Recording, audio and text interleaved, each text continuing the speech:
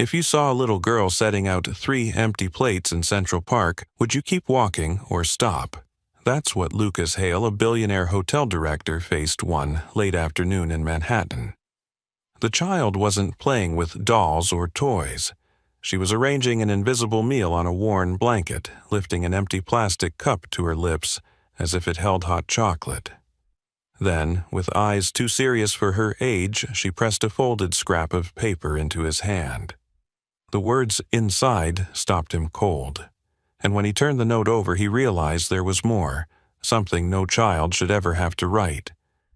What would you do in his shoes? Let me know in the comments, because as this story unfolds, you'll see that this single note didn't just change a stranger's afternoon. It unraveled an entire life built on money, power, and silence. Lucas wasn't supposed to be in Central Park that day. He had left his office on Fifth Avenue after a grueling board meeting, one of those endless battles over profit margins and expansion charts. The driver had been waiting as always, but for reasons he couldn't explain, Lucas waved him off and decided to walk. It wasn't something he did often. Billionaires didn't usually stroll among chess players and street musicians, but he felt suffocated inside his glass tower. The sound of horns and the press of bodies along the sidewalks did nothing to clear his head. When he reached Bethesda Terrace, a quieter corner of the park, he finally exhaled only to freeze at the sight of the child. She couldn't have been more than 8. Her hair was tied back in a crooked ponytail. Her dress faded, but clean her shoes far too thin for the October chill. Spread before her were 3 plates, as if she were preparing a feast, but there was nothing on them. She moved an invisible fork from side to side, pausing now and then to pretend she was chewing. Lucas stood still, an onlooker caught between disbelief and a kind of raw ache he couldn't name. When their eyes met, she did not smile. Instead, she lowered her head as if ashamed of being caught in the act. "Are you having a picnic?" he asked gently, uncertain why he spoke at all. "My mom says if I pretend to eat it, helps the hunger go away," the girl answered. Her voice was steady, but the words carried a weight that sliced straight through him. Before Lucas could gather his thoughts, she reached into a small backpack, frayed at the seams, and pulled out a folded piece of paper. She held it out without ceremony, like she'd been waiting for anyone to take it. He opened it, slowly, the paper rough beneath his fingers. In shaky handwriting it read, "Please help. I'm tired of pretending. I'm really hungry." The message hit him like a punch to the chest. He looked at her again, really looked this time. Her cheeks were hollow, her hands too thin, her eyes far older than a child's should ever be. The silence between them stretched heavy with truths that needed no explanation. Lucas felt his throat tighten. He wanted to ask where her mother was, whether someone else was watching, but before he could, the girl spoke again. "There's more," she whispered. "Turn it over." On the back, in smaller letters, another line was scrawled. "There are things I can't say here." His pulse quickened. This wasn't just a child begging for food. This was a secret, a cry layered in fear. Lucas looked around, searching for the girl's parent, but there was no one. The park seemed oblivious, joggers passing an old couple feeding pigeons, tourists snapping photos. Life kept moving, indifferent to the little girl pretending to eat from empty plates. He knew he couldn't walk away. His first instinct was immediate action. He jogged toward a food vendor stationed along the mall and returned minutes later with a bag bulging with sandwiches, apples, and bottled water. When he placed the food in front of her, her eyes widened, but she didn't pounce. She ate, cautiously nibbling at the bread, setting pieces aside like a child trained to ration. Lucas felt a mix of relief and shame. Shame that someone like him, who managed hotels dripping with abundance, had to be shown what hunger really looked like by a girl on a blanket. As she ate, she told him her name was Maya. Her mother, Elena, was out searching for work. At night, they slept in an old Corolla parked near Riverside Drive. It wasn't safe, but it was all they had left after her mother lost her job. Lucas asked what kind of work her mom used to do, and Maya's eyes flickered with pride. She made hotel rooms smell like oranges, she said. She used to bring home little soaps when there were extras. The detail lodged itself in his mind. He ran a chain of hotels that boasted marble lobbies and rooftop lounges. Yet this woman's work, invisible and undervalued, had kept guests comfortable while she now lived in a car. The weight of the note pressed in his pocket the plea of a hungry child who no longer wanted to pretend. And yet it was that hidden second line, the one warning that there was more to reveal, that haunted him most. Lucas didn't know it yet, but he had stepped into a story far larger than a single act of charity. The plates may have been empty, but they carried a truth capable of overturning everything he thought he knew about wealth, family, and the real cost of turning away. That night, long after the park had emptied and the hum of the city softened into the background, Lucas sat alone in his Upper West Side apartment, staring out at the skyline. The city glittered alive with its endless neon pulse, yet he felt none of it. His penthouse was spotless, polished marble floors, leather-bound books stacked neatly on shelves, and the quiet hum of the refrigerator, the only reminder that he wasn't imagining the silence. It was a silence that had followed him his entire adult life.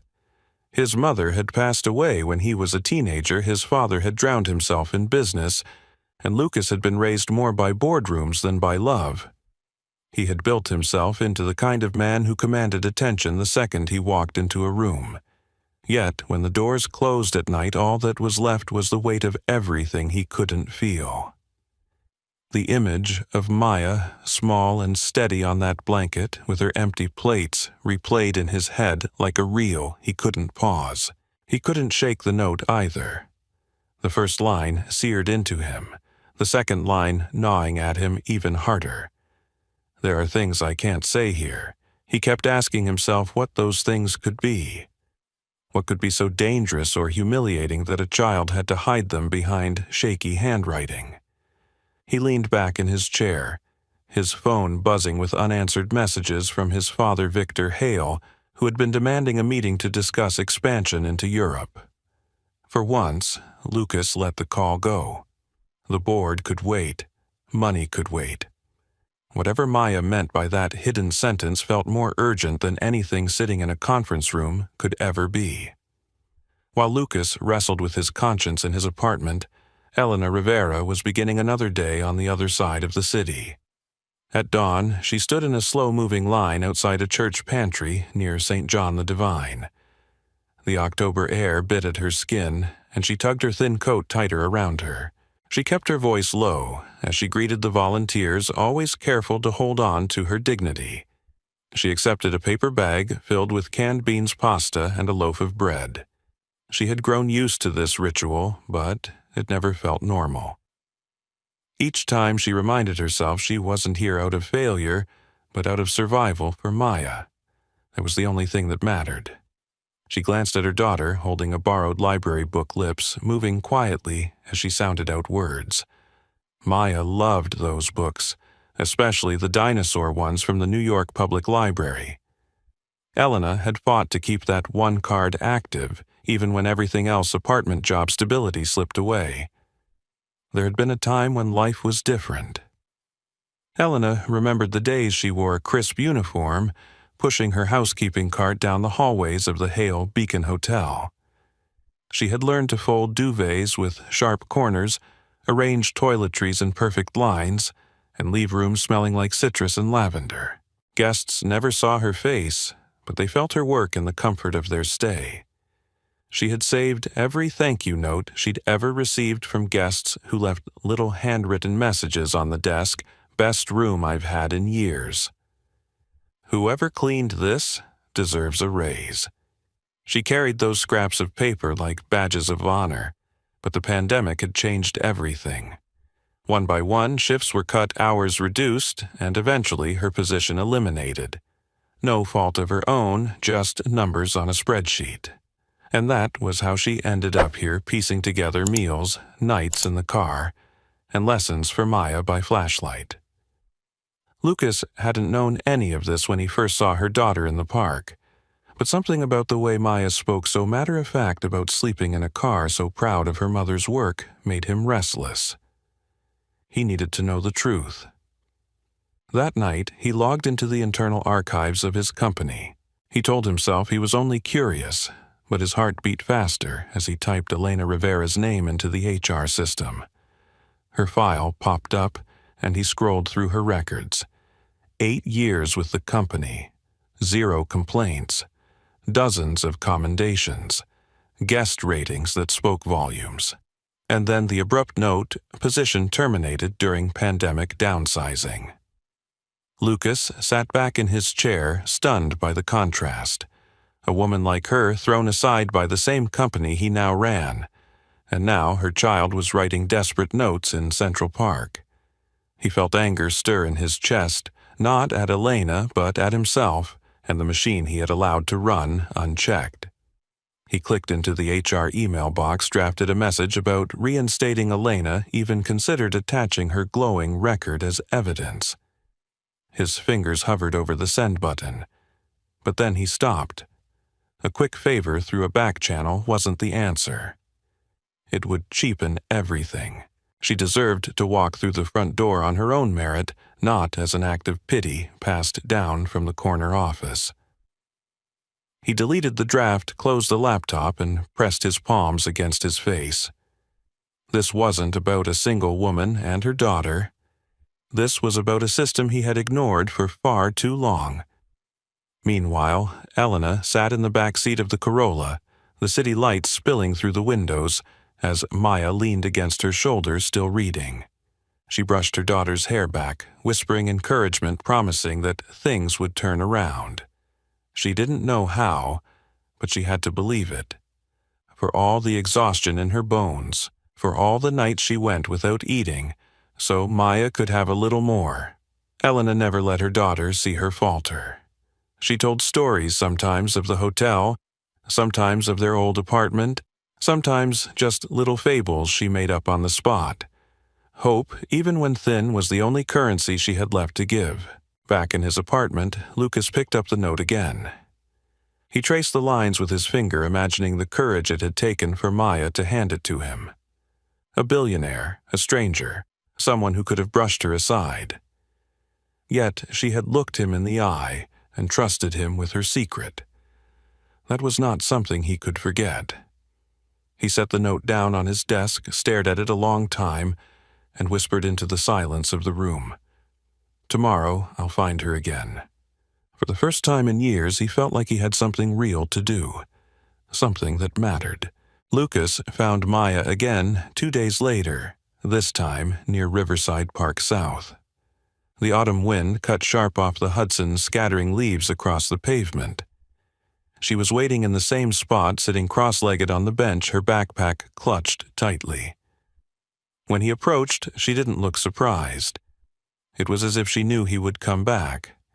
She gave him a cautious smile, but her eyes searched his face for something more than food. Trust, maybe. Belief that he wasn't just another passerby who had seen her for a moment and then moved on. "Is your mom here?" Lucas asked, his voice softer than usual. Maya nodded toward the path. A woman emerged from the shadows, coat zipped high chin set in the way people do when they're tired of being pitied. Elena Rivera. Lucas recognized her immediately, not just from the HR file, but from the quiet dignity she carried. She stopped a few feet away, her gaze steady and guarded. Maya scrambled off the bench and took her mother's hand as if to anchor the two worlds colliding before her eyes. "You gave my daughter food," Elena said, her tone even but edged, "and I need to thank you. But I also need to know why." Lucas hesitated. He had prepared for this, but no words felt adequate. "Because no child should have to pretend they're eating when they're starving," he said simply. "And because I believe you deserve a chance to work again. At my company. Fairly, not as charity. Elena's eyes narrowed. People don't offer jobs to strangers in parks, especially not men like you. She wasn't wrong. He could feel the mistrust rolling off her, the instinct to shield her daughter from false hope. For a moment he thought she might walk away then and there. But Maya tugged on her sleeve. He read the note, Mama. He really read it. The silence stretched. Then slowly, Elena gave a short nod. We'll talk, but not here. That night, Lucas arranged to meet them at a community center on the west side. It was neutral ground, a place Elena trusted. He came without an entourage, without a suit, dressed in plain clothes that made him look less like a man who owned towers of glass, and more like someone who might belong in a crowded rec room with flickering fluorescent lights. They sat at a long table, the smell of chili simmering in the kitchen filling the air. Elena spoke first. You said you can offer me a chance. I don't want charity, I don't want a favor because my daughter embarrassed me in a park. I want to earn my way back. If you can't give me that, we have nothing else to talk about. Lucas leaned forward, hands clasped. I can. There's a job fair at the Hale Midtown next week. You'll interview with the same managers as everyone else. No shortcuts, no back doors. I won't interfere, but I will make sure you're considered like any qualified applicant. That's all I can promise. For the first time, Elena's expression softened just a fraction. That's all I want. The next week she walked into the hotel lobby with shoulders squared, Maya waiting outside with a volunteer. Elena sat through the interviews, answered every question with precision, demonstrated the same skills she had honed for years. When she left, she carried herself with quiet pride. Later that day, the managers confirmed what Lucas already knew: she was the most capable candidate in the room. When Lucas heard the news, he felt something shift inside him. It wasn't just about Elena. It was about the dozens of names still buried in the HR archives people tossed aside because of a pandemic reduced to numbers in a ledger. He carried that thought into the next board meeting. In a room lined with polished wood and guarded by men in tailored suits, he stood and presented an idea he knew would spark fire, a rehiring initiative he called Room to Rise. It would cover transportation vouchers, uniform credits, even partnerships with local daycare centers, so single parents could take shifts without fear. He explained it wasn't charity, it was survival for the brand itself. We can't build luxury on the backs of people we discard, he said. If we treat them as disposable, sooner or later, the entire company becomes disposable. The pushback was immediate. Words like mission drift and publicity stunt flew across the table. Someone muttered about PR nightmares if it failed. Lucas stood his ground.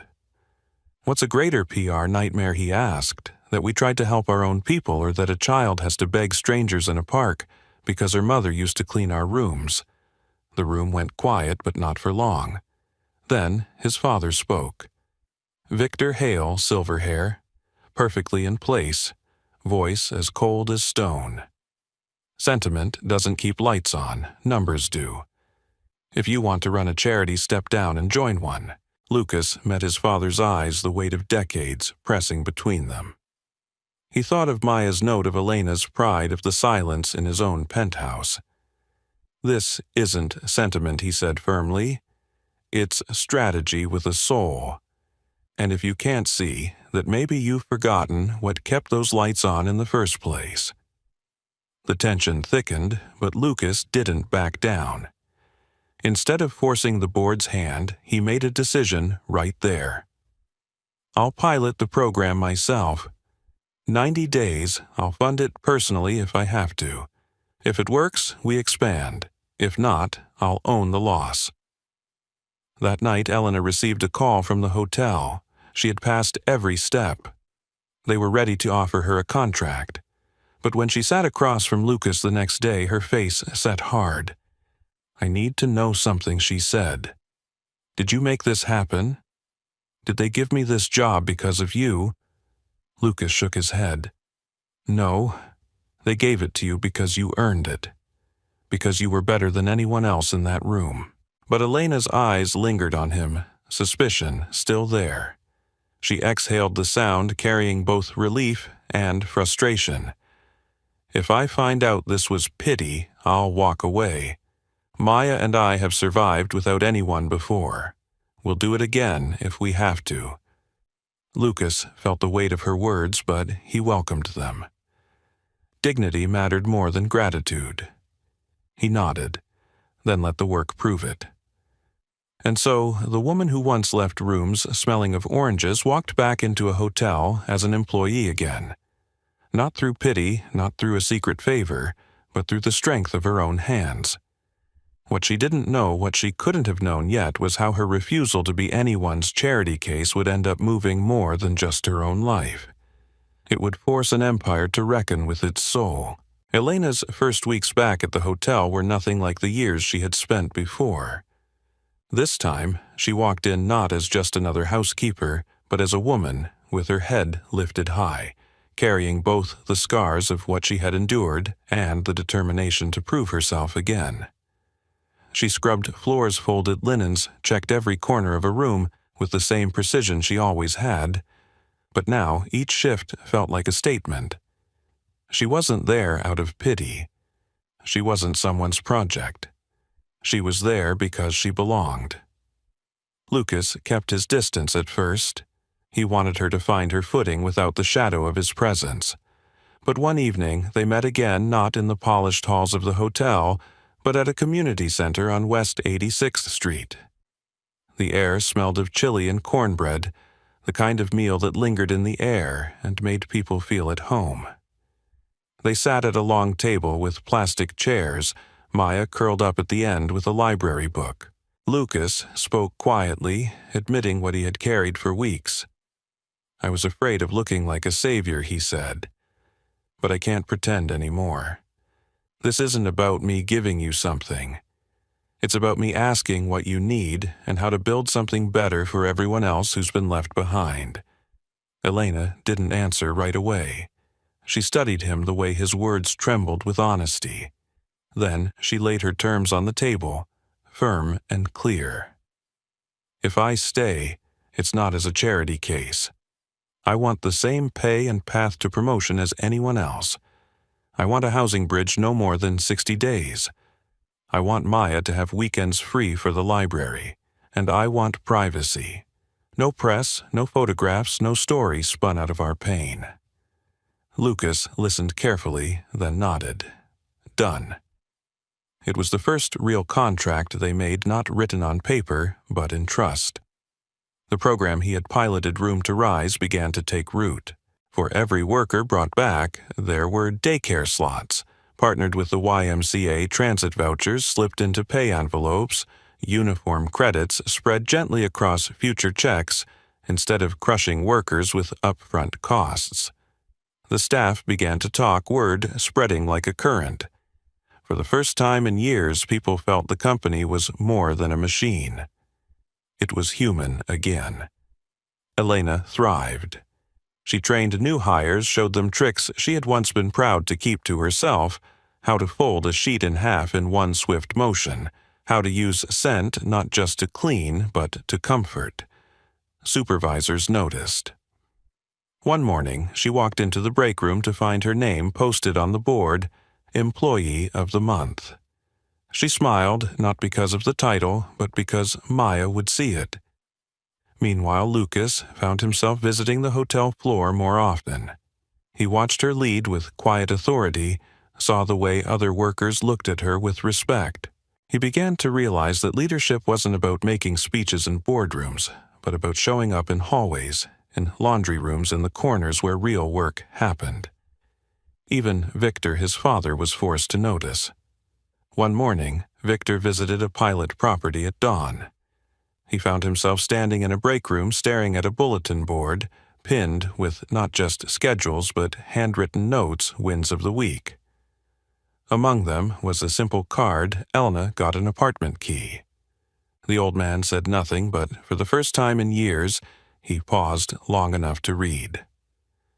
At home, life began to change for Maya and Elena in ways that couldn't be measured in numbers. Maya slept through the night without waking at every siren.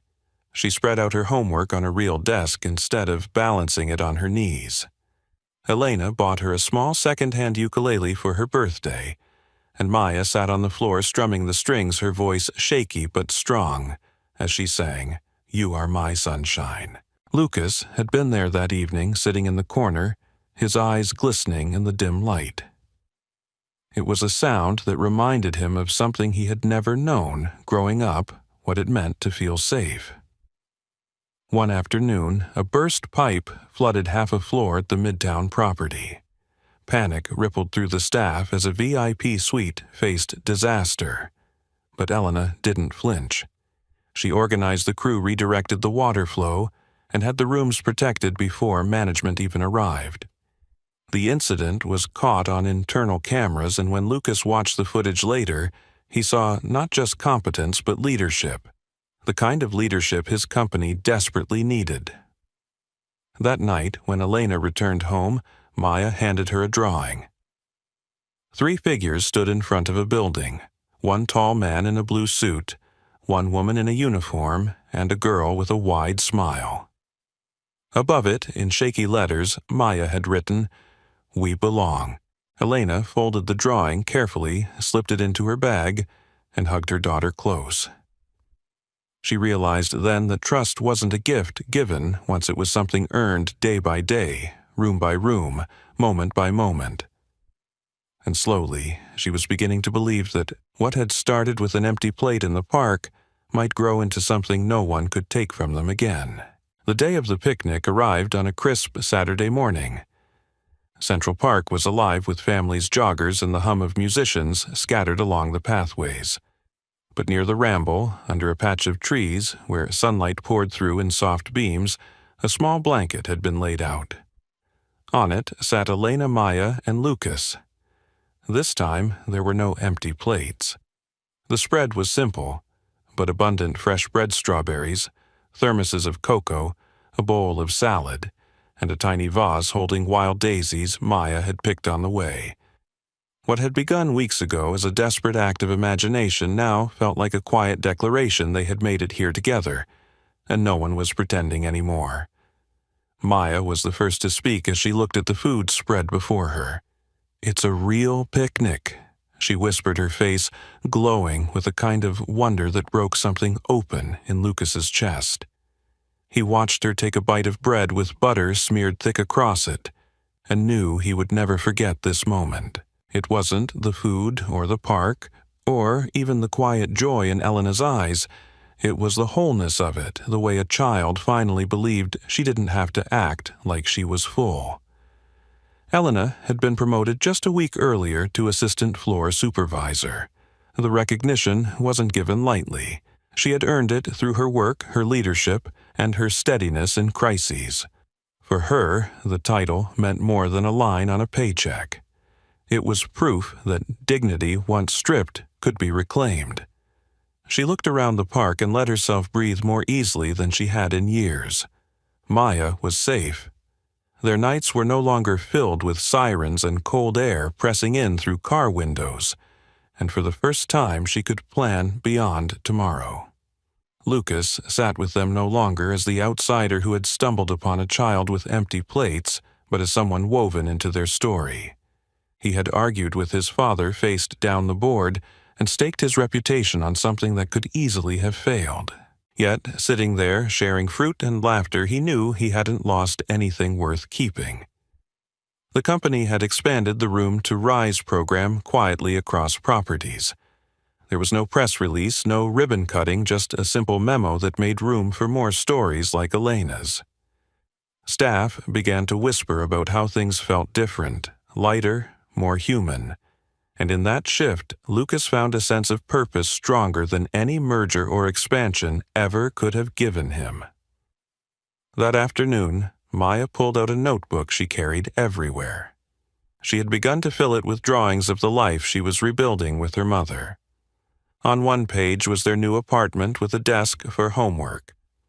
On another, dinosaurs from the American Museum of Natural History. She had finally visited, her face pressed against the glass in awe. And now she added a new page, a drawing of the three of them at the picnic, a basket in the middle, food on every plate, and the words, "Thank you," written in shaky letters along the bottom. She hesitated for a moment, then added something else, a fourth plate. When Lucas asked about it, she said, "That's for whoever needs it next. There's always someone." Elena touched her daughter's shoulder, pride shining in her eyes. For all she had taught Maya about survival, Maya was now teaching her about generosity. Lucas looked at the drawing and felt a quiet promise form inside him. This wasn't just about fixing one family's life. It was about changing how his company, and maybe even himself, saw responsibility. Later that week, at a rooftop garden, one of the hotels had opened for staff families gathered for a potluck. There were dishes from every corner of the world, rice and beans, empanadas, dumplings, and apple pies. Children chased each other under strings of lights while parents traded recipes and stories. Elena brought her homemade tortillas, and Maya played a clumsy tune on her ukulele. Lucas stood back watching the scene with a kind of awe. These weren't statistics or labor costs or line items on a quarterly report. They were people, flesh and bone, laughter and sacrifice, each carrying stories too important to be reduced to numbers. Victor came too, though no one had expected it. He arrived quietly, leaning on a cane, his sharp eyes taking in the scene. He didn't speak much, but later, when he and Lucas stood apart, he handed his son a photograph. It was of a motel from 1978, the first Hale property, with a note scribbled on the back. "Someone gave me a chance when I had nothing. Don't forget that." Lucas slipped the photo into his pocket. His father's silence more meaningful than any speech could have been. As night fell on Central Park after the picnic, Maya leaned against her mother's side, tired but smiling. "Do you think we'll always have this?" she asked softly. Elena brushed her hair back. "Not always easy," she said, "but always ours." Lucas watched them, his chest tight with something he hadn't felt in years. He realized the story hadn't been about him saving anyone. If anything, Maya and Elena had saved him from the emptiness of a life measured only by profit, from the quiet that comes when success has no soul. What had begun with 3 empty plates had become a reminder that love, dignity, and courage could rebuild even the most fractured lives. The next morning, Lucas woke before dawn and walked through the city streets alone. He carried Maya's drawing folded in his pocket. When he reached the steps of the hotel, he stopped and looked up at the towering building that bore his family's name. For the first time, he didn't just see glass and steel. He saw the people inside, the ones who kept the lights on, the ones who deserved more than survival. He smiled faintly, touched the folded drawing once more, and whispered to himself, "No more empty plates." And with that, a man who once thought he had everything finally understood what it meant to come home. The story of Elena, Maya, and Lucas was never about wealth or poverty alone. It was about the collision of 2 worlds and the transformation that happens when empathy breaks down the walls between them. What began with a little girl pretending to eat from empty plates in Central Park grew into a journey that forever altered the lives of a struggling mother, her hopeful daughter, and a man who had once thought success was measured only in profit and power. Elena's path showed us the resilience of the human spirit.